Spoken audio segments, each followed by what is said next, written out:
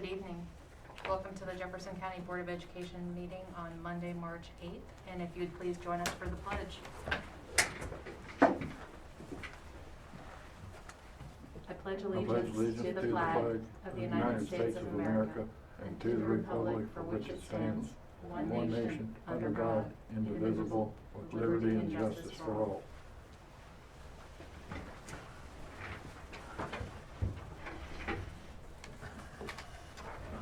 I guess we're starting with a presentation this evening on the technology for K-2 device selection. Is that correct? Yes, ma'am. Following the previous presentation that we had presented on technology adoption throughout the district, the 3 to 5 year plan, updating you on where we were currently with virtual instruction. We had committed to the board to work with a committee composed of parents and teachers and other individuals to make a recommendation for K-2 devices, and Dr. Rowan is here to provide that presentation. So Dr. Rowan, I have you moved over as a panelist, and you are welcome to jump in at any time. Good evening. Unfortunately, I can't start my video. This says that the host has stopped it, so I'm not exactly sure. But I am here. It's me. I haven't stopped anyone's video. Actually not the host. Jason is. So Jason, if you've got somebody's video turned off, there you go. Thank you, sir. The magic man behind the curtain. And with me, I have some wonderful ladies here: Andrea Stewart, Nicole Johnson, Mary Lynn, and Tanya Hammer. And we're going to speak today about what our committee has been up to since the last time we spoke about it. So I'm going to just share my screen.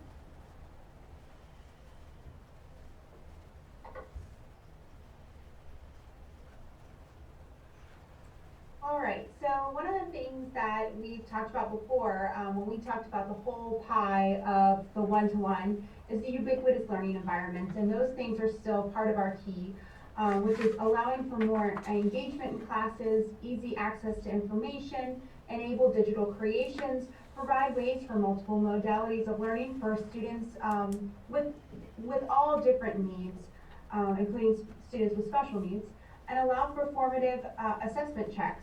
All of that still remains true when we're talking about our K-2, our littlest students, and now we had to apply that lens to this programmatic level. So I do have Mary Lynn with us, who is our programmatic level coordinator for the K-2 area, and she's going to tell you a little bit about how we started our committee work. Good evening, everybody. So when our committee first met in January, we were in groups, and we decided that we needed to look at the pros and cons surrounding devices with our youngest learners. So we got in groups and we had breakout sessions, and we read several articles around some of the things concerning devices with these guys. Some of the articles were things like, is all screen time created equal, and should devices even be in the hands of our youngest learners? There was even a medical journal article about pediatric advice on screen time for our youngest learners. And the good thing was, is because we had such a nice cross-section of stakeholders represented in our committee, we were able to have really robust discussions regarding all of these articles. And what you're seeing is really just a snapshot. It's like all of our thinkings in a nutshell surrounding one-to-one devices for our little K-2 guys. So thank you.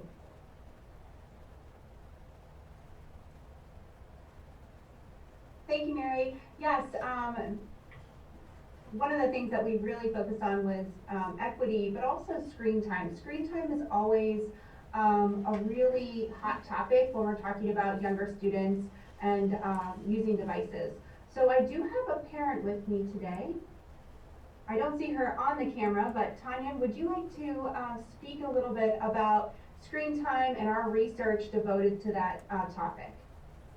Sure thing. I'm sorry, I am trying to start my video, but I'm getting the same message that you got, but I'm not able to because it's been stopped. So I am here, and I'm happy to be here. So just speaking a little bit as a parent who has 3 students in the elementary grades, pre-K, first grade, and fourth grade, and we are fortunate enough to have Chromebooks and reliable internet access at home. So this school year and the end of last school year, we really did not see an interruption in their education. They continued to be engaged, and they got to go through a whole mix of age-appropriate and length-appropriate online learning activities. I mean, I watched my first grader learn to read through Zoom with his teacher, which was really powerful, and I feel very fortunate that we were able to continue their learning despite the many challenges that we all faced throughout this pandemic. And not only that, but not only was it not interrupted, but I got to see it up close, which is one of the really awesome things about technology that we were talking about throughout the committee process.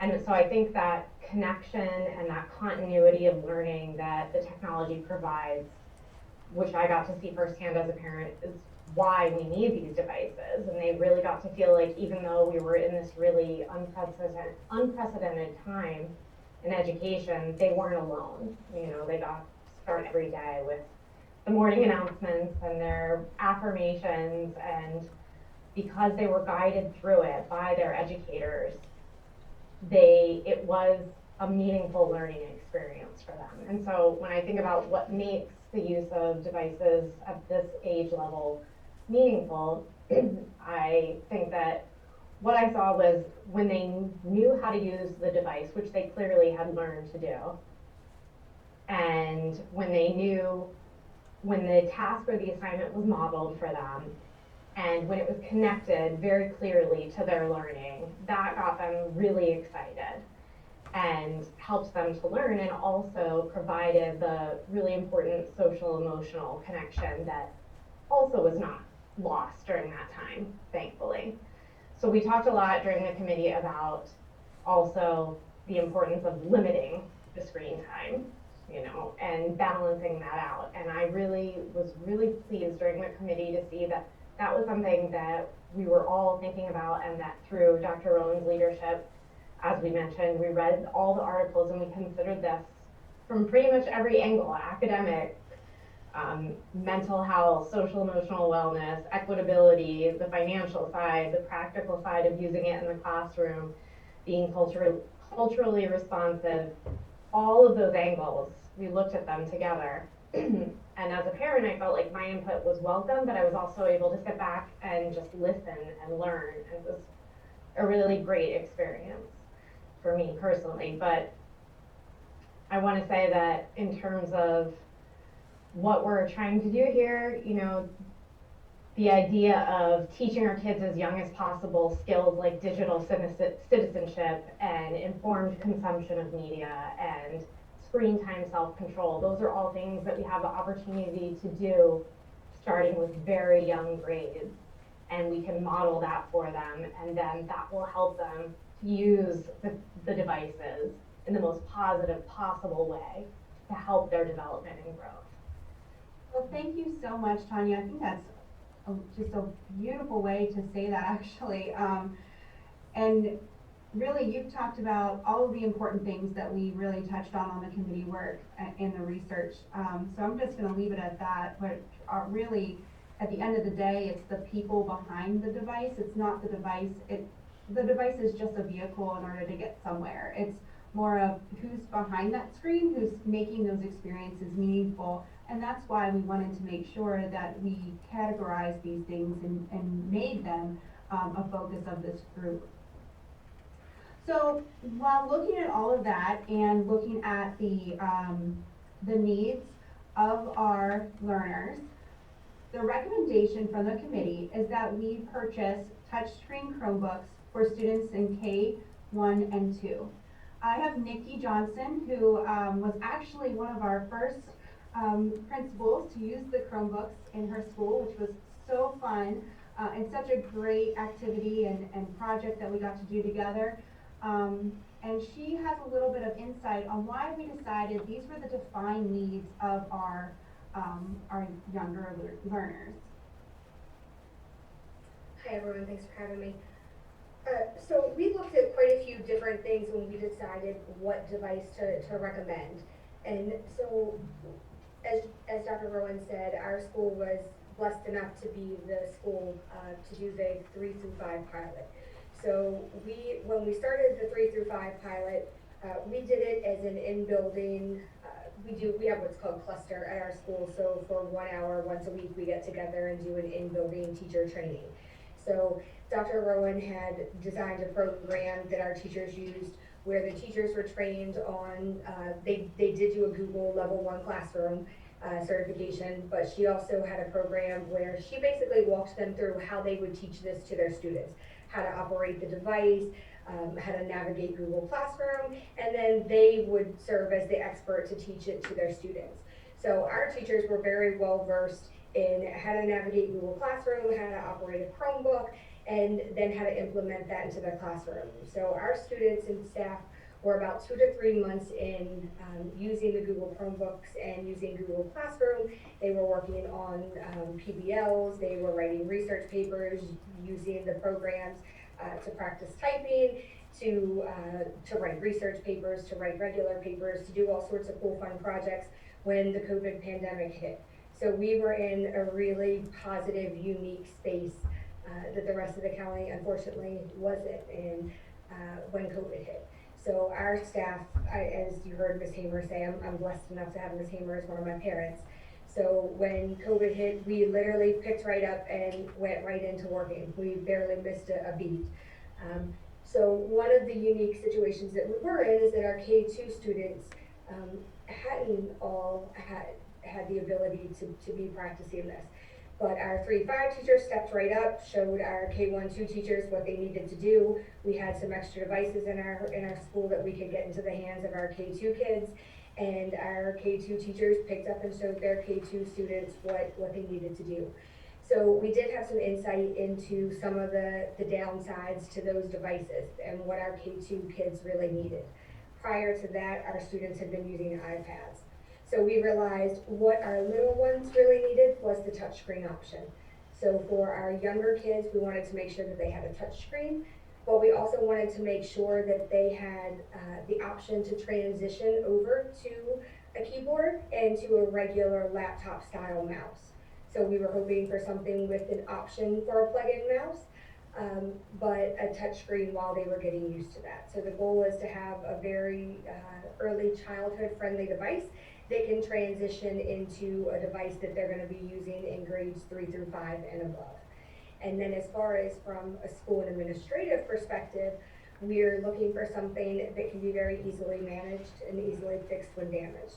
Right now, every administrator and every school in the county already has a system in place that's seamless. We take back a broken device, we put in a tech request, and we have extra devices on hand that we issue the child while their device is being repaired, and when we receive back that damaged device, we put it right back into circulation, because these devices have a wonderful warranty that come with them and take care of them for damage, malfunction, all sorts of things. So it's been a really seamless process, so keeping with that same device and just adding that touchscreen option is something we feel will be incredibly beneficial for the school system and for our youngest of learners. Thank you, Nikki, for sharing your voice and your experience. Just everybody on the committee was so knowledgeable that it's just wonderful to be able to have that perspective and be able to share that. So I appreciate that. We also have Andrea Stewart here, who is a teacher. And I really love hearing from the teachers, especially because they're the ones boots on the ground, making this happen day in and day out. And Jefferson County teachers, I've never been more impressed with a group that I've ever worked with in my life. Just seeing how many barriers that we had and how many challenges we've overcome. Not to say there wasn't any pain points or any criticism or anything like that. It's just you could tell that these people really love the children, and that's just a testament to everything that everyone has been doing to try to make everything work for each other. So Andrea, can you share a little bit about your experience? I am blessed to be a first grade teacher here in Jefferson County, and this year I am JVA teacher, so I am fully virtual in first grade. And what we found with the students was in first grade, especially kindergarten first, second, you have hand-eye coordination. So we had to talk about, how can these students have success with technology, but in the same respect prepare them for the future.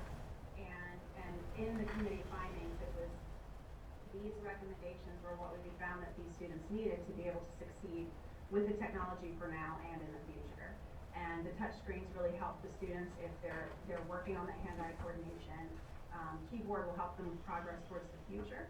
And a mouse also helps some students really have trouble sometimes manipulating things, so a mouse can come in as an option to help them with that. And as you can see by the lovely chart that Dr. Rowan created, there's just a lot under that Chromebook. So the committee really found a lot of bonuses with the Chromebook.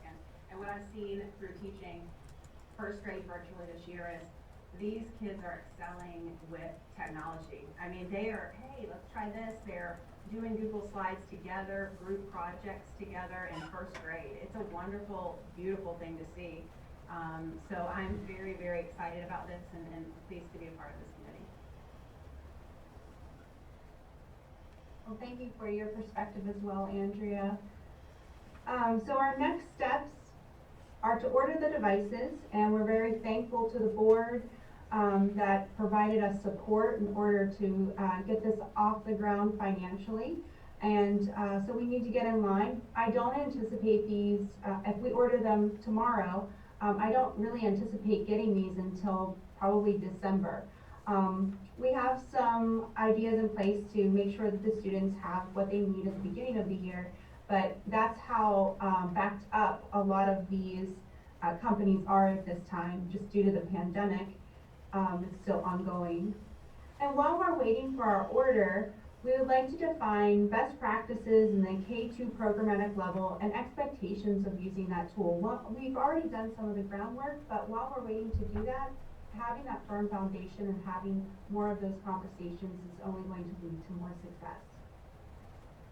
So I just wanted to take some time and give a special thank you to our committee members.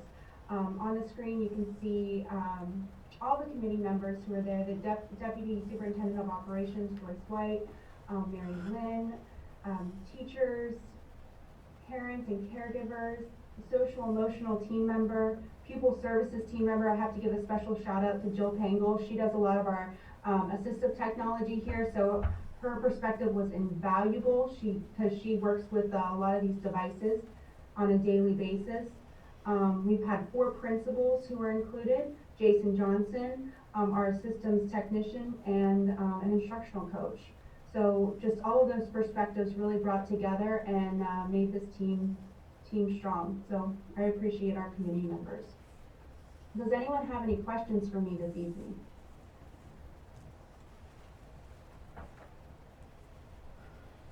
I don't have a question, but I just have a comment of, thank you very much for putting the time in with you and all of the committee members to finding the best solution for these kids. And, it's amazing. You talk about how they, gravitate toward the technology and master it pretty quickly. I still remember somebody telling me that, this is technology to us, but it's not technology to these children. I mean, this is part of their lives. At one point in time, a light switch on the wall was technology. You flip this on and the lights come on. Ooh. So, it's just amazing how this is just part of life for them and we consider it technology. So, we're moving in the right direction. So thank you very much to you and your team. Any other questions or comments? All right. Thank you very much. Thank you very much. Thank you. Thank you, Ms. Rowan. Dr. Rowan. All right. Madam Superintendent, do you have any comments for us this evening? Actually, I have two comments, pieces of good news. First, an announcement regarding our summer program. I am very proud of the instruction and SOMO teams who got together and submitted a grant for some CARES funding from the state. And we were awarded just over $1 million to be able to run a very robust summer program that will include full day, 4-day-a-week options for students. And they are working very hard even as we speak, beginning to put together schedules. They've already had a couple of meetings. And I anticipate quite a robust amount of programming, and that grant also allows us to carry some of that funding over into the year so that the programming isn't a one and done for those students during the summer. There will be carryover sessions for them throughout the year as we continue to try to bridge the gap for these students who struggled some during the pandemic with virtual learning. The other great announcement, actually, we were informed just this afternoon from the West Virginia Department of Education that later this week they will be sending us a sufficient number of vaccines to finish the vaccination for every single Jefferson County Schools employee who requested one, regardless of their age. So we are super excited. We're working with Dr. Knott at Shepherdstown Pharmacy to set a date, and we'll be sending out an announcement to the staff who signed up. And so by sometime next week, every employee in the system who wanted a vaccine most of them will have had, but both of them, but everyone will have had at least their first dose. Good news. Thank you. And I just, keep hearing compliments about how you guys have run your vaccine clinic. So kudos to you and the team that worked on that and made that happen. It was, and certainly I expect at the next board meeting I'll have a complete list for the board of everyone who participated in all the clinics. We were waiting until they finished, but significant number of staff, all of whom volunteered their time, stayed late, and worked outside of school hours to get this done just out of sheer goodwill and magnanimity towards their peers. So it's been a great group effort. Very well coordinated. Thank you, sir. Thank you very much. All right. Deputy Superintendent for Instructional Support, Mr. Dilly. Good evening, Board. I want to bring you a number of updates this evening, and appreciate you all's time this evening and decision making that you're making for us on behalf of the students of Jefferson County. I wanted to make you aware that on February 20th through the 27th, we celebrated National FFA Week. I think we all can understand and recognize the challenges that our career track student organizations have had this year in trying to operate under COVID restrictions, but we want to commend them and recognize the hard work that they've been doing despite the many changes and things that they've had to do. So I want to recognize FFA and realize the other career tech student organizations this evening. Also want to let you know that we anticipate having and working with Dr. Rowan and the technology department finalizing the learning management RFP for your consideration at the next board meeting. This evening also want to bring a number of updates for you on behalf of the middle schools. We had so many, I thought it would be nice just to focus in this evening on the middle schools. Wildwood Middle School, Catherine Kish is our 8th grade Young Writers winner for the county. Ava Dorfner from Wildwood is the Art Call Project winner. Wildwood Middle School received a grant last year to build an innovative classroom. They are pleased to announce that they have been able to furnish a classroom with multiples of alternative seating, and room is also being utilized by their instructional coach. And we are anticipating trying to build some of these innovative spaces in all of our schools in the near future. Harpers Ferry Middle School celebrated Black History Month by focusing on the Harlem Renaissance. It was a cross-curriculum lesson with students creating a Google slide presentation in their museum exhibit and by building a word art piece to complement their presentations. Harpers Ferry Middle School has also continued to successfully deliver life skills training program for the second year, which will meet their grant requirements. The exciting news is the program addressed substance abuse prevention and decision-making skills, and through the program, their substance abuse-related discipline instances have significantly dropped.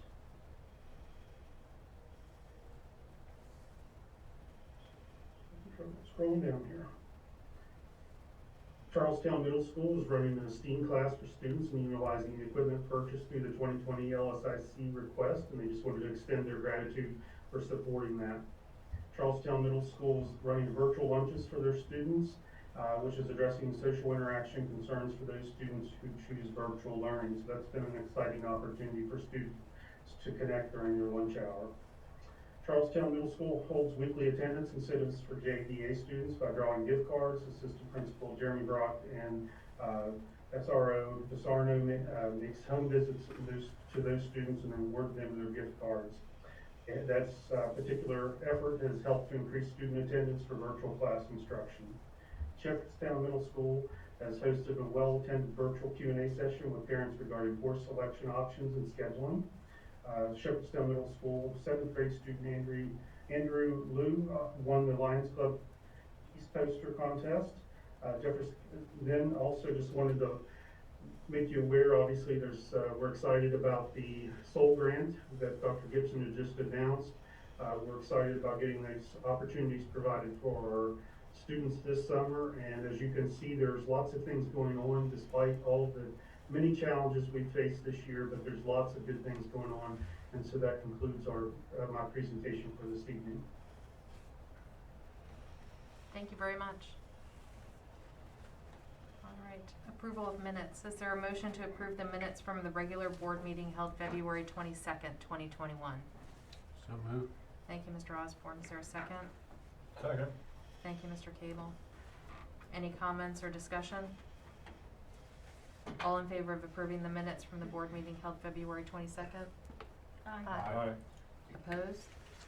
Thank you. All right, citizens' comments. I believe we have 3 this evening, Ms. Harner, is that correct? Yes, ma'am. All right, the first one up is Michael Hanscom, followed by Bobby Block, followed by William Ratledge. Okay, Mr. Hanscom, I am moving you over as a panelist, and it should bring you in just a moment.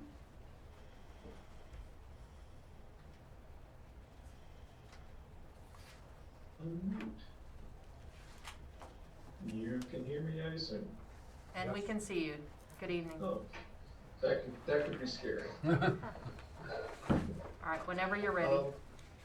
I appreciate the board giving me the opportunity to speak with you all this evening. It's kind of ironic, the topic of reasoning that I wanted to speak with you, considering the presentation that I just saw and heard, which I give kudos to everybody involved with that presentation. The reason I'm trying to actually wrap my head around what's going on with Jefferson High School, I have one daughter there that's a junior, will be a senior next year, and I have an incoming freshman who's at Wildwood right now, and we're trying to get the schedules done for the school. The scheduling presentation, to say the least, was a complete debacle, to the point where the folks providing the presentation did not know how to use the software that they were supposed to be using, which was a little bit scary. But to that point, we learned in the scheduling process that Jefferson High is no longer offering any of the business-related IT classes or coursework to the incoming freshmen. It's not even identified on the course schedules to allow the school and the school board to ascertain the level of interest that the students would have in learning that, in this day and age, what I consider a very, very important skill, to learn how to use the technology and the business tools that they are going to be thrust upon in the rest of their lives. So I'm trying to understand why it's only offered at one of our 2 high schools. And the one high school that is not offered, when I inquired about it, they said, well, there wasn't enough interest in it. Well, if you don't put it on the scheduling forms, how are you going to gauge what interest you actually have if the students don't even know it's an option for them to take.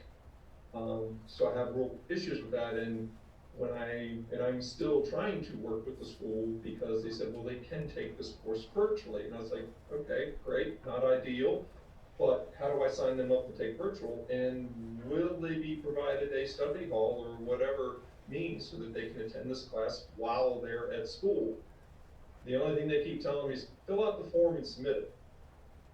That doesn't answer my question, and it doesn't resolve the issue that these courses aren't being made available to our students in the classroom in the school that they're attending.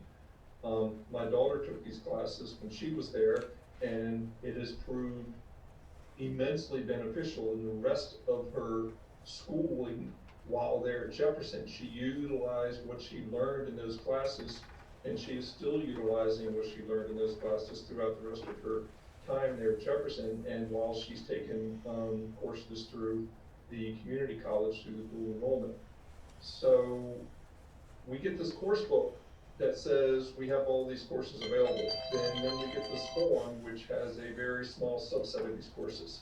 The two aren't matching, and I'm trying to make heads or tails of this. And to be Mr. honest, Hanscom, I'm sorry, your 3 minutes are up. But thank you very much. Okay. Thank you, sir. You can send his comments in. Um, Next is Bobby Block. I will place Mr. Hanscom back to attendee. And then, Ms. Block, you're moving in as a panelist. Let us know when you're in.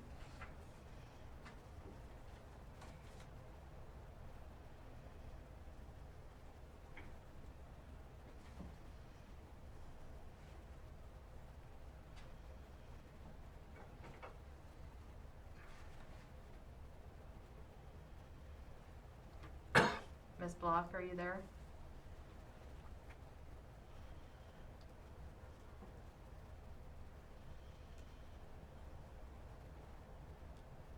Ms. Block, your microphone is currently muted. There you go, ma'am.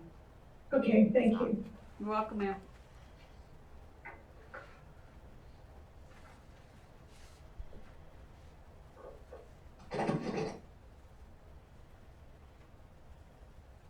Whenever you're ready, Ms. Block, go ahead. Okay, thank you. Good evening. Our children are continuing to watch. The African proverb states, it takes a village. I am praying we can bring that village together in the spirit of love, technologically, personally, spiritually, and beyond rhetoric, with open hearts. We need to shine a light that focuses on our caring for children. Please demonstrate the courage and share their needs.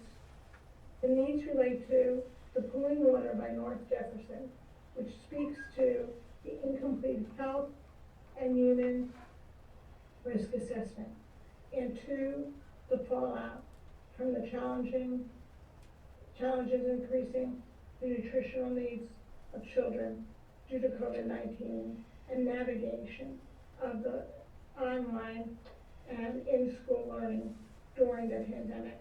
First and foremost, the health and human risk assessment that Rockwell submitted to the BoE is inadequate, and the BoE has the responsibility to reject the HHRA.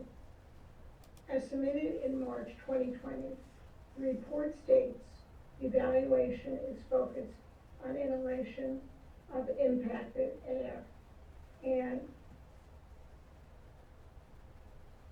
does not expose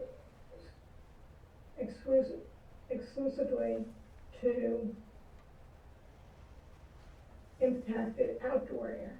There is no mention of water. However, the report confirms the presence of toxics, including lead, arsenic, sulfur dioxide, formaldehyde, and manganese. As we urged before, the water needs to be tested now more than ever. The construction of Rockwell needs to be halted until our HHRA report, including water, is submitted and approved by the BOA. The fact that you haven't approved the submission is a step in the right direction. The fact that the Jefferson County Science Board will be testing the children for possible baseline toxins, including lead, arsenic, sulfur dioxide.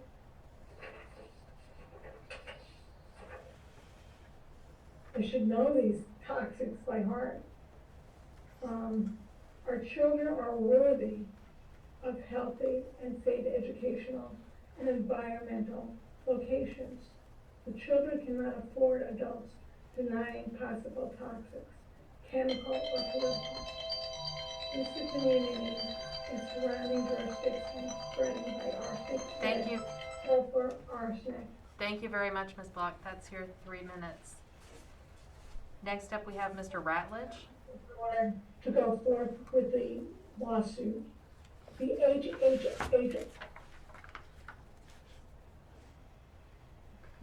Mr. Ratledge, you're up next.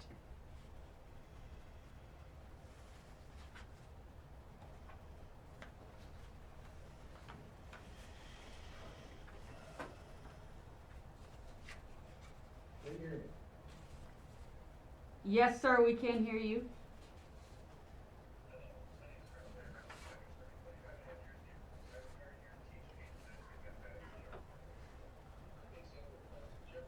Can you ask him to start again? Be louder, I can't hear. I'm sorry, sir. Could you? Mr. Ratledge, if you could, we have the volume turned up to the maximum. If you could perhaps come in a little closer to your mic. Got it. Can you hear me now? Oh, yes, now sir. we can hear Thank you so much. Hello, my name is Colonel William Ratledge. After serving 25 and a half years in the Air Force, I retired here to teach 8th and 9th grade mathematics at Jefferson Middle School. I made several requests to the Jefferson County School IT department for a teacher's account with the same permissions and accesses as a student. In essence, a student account for teachers to test materials prior to posting assignments. I used to manage a 60,000-seat enterprise for the Department of Defense and understand the intricacies of managing multiple accounts. Initially, the IT department told me it was illegal, violating both state and local law. The relevant rules and regulations do not support their arguments. When I challenged their response, their leadership told me the State Department will not allow it. However, further conversation revealed no one asked the State Department for permission. After multiple unproductive emails and a phone call, I realized I needed to raise the issue to the school board. I understand the school system requires one-to-one accountability for IT accounts. Each account ties to one individual, not unlike the military. I understand my request involves extra effort to set up, but the benefits far outweigh the initial effort. Imagine all the work you've asked teachers to do this past year. I teach all blended classes, simultaneously classroom and virtual students, and students at multiple middle schools. I had to apologize to a student and her mom the other day because my technology worked wonderfully for me, but for her it was abysmal. I never want to face that situation again. My student was in tears, unbeknownst to me at the time, because she could not get her system to push her answers to me. Fortunately, I have a great relationship with both her and her mother. My apology helped repair her emotional damage. I do not have that relationship with every student and likely never will. I need to know my technology that I use in the classroom works for my students, not just me. The only legal solution is for the IT department to create a second account with student permissions because the student views are flawed or not available for all applications. The Jefferson County children deserve the best education, and to provide it, I need to ops check technology before students use it. Students are here to learn to succeed, not to cry in defeat. In the military, regulation and policy changes are written in blood. In other words, someone must die before we make a change. Let's try to fix this issue before we kill any more kids, academically. Please support the teachers and direct the IT department to create these accounts. I am sure they can work out the accountability issues with the State Department, as this is in the best interest of our kids. Aren't the kids why we're all here? Thank you for your time. Thank you. All right. The consent agenda, are there any changes or?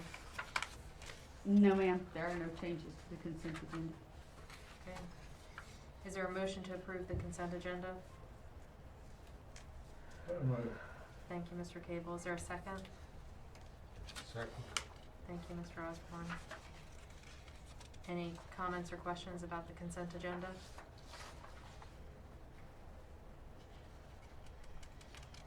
All right. All in favor of the consent agenda as is? Aye. Opposed? Alright, thank you. Unfinished business, request approval for the selection of a vendor for the RFP for cellular phone service.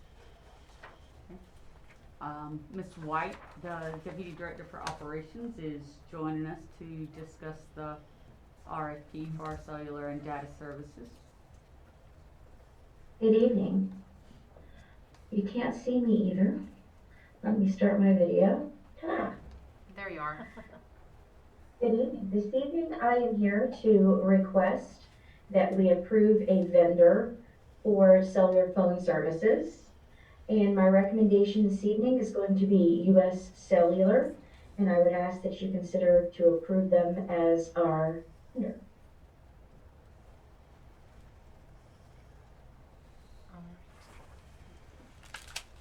Do any members have any questions about the RFP for cellular service? Alright, is there a motion to approve US Cellular as the cellular service for Jefferson County Schools? So moved. Thank you, Ms. Ogden. Is there a second? Second. Thank you, Mr. Osborne. Any further questions or comments? All in favor of US Cellular for the cellular phone service? Aye. Opposed? Alright, thank you. Thank you. Alright, new business, none, and I believe we have an executive session this evening, is that correct? Yes, ma'am, for both legal and property. Alright, is there a motion to go into executive session? So moved. Thank you, Mr. Cable, is there a second? Can I make a comment? When we get, do I need to make it now before we? Let's finish this Go ahead. motion real quick. Second. Alright, thank you. All in favor of going into executive session? Aye. Opposed? Alright, thank you. And before we do that, Ms. Ogden, did you have a question about something? I just had a couple comments. One, to thank Tanya Dallas Lewis and Veronique Walker from Berkeley County, just because if anybody got a chance to do the virtual sessions this last month, they were wonderful and really enlightening. And so I just wanted to give her a shout out because it looked like that was a lot of work. But it was a lot of fun, and it was fun to see the students involved. Second, I had a comment. Oh, I wanted to ask about, I think, the possibility of knowing we're getting up to RIF and transfer season, so I know we can't discuss anything because it's not on our agenda, but I'm hoping that two pieces that we are looking at before we get the updates for the coordination of what may change, what may not change, and the recommendations that the staff will make is one, the possibility of a central office AD position.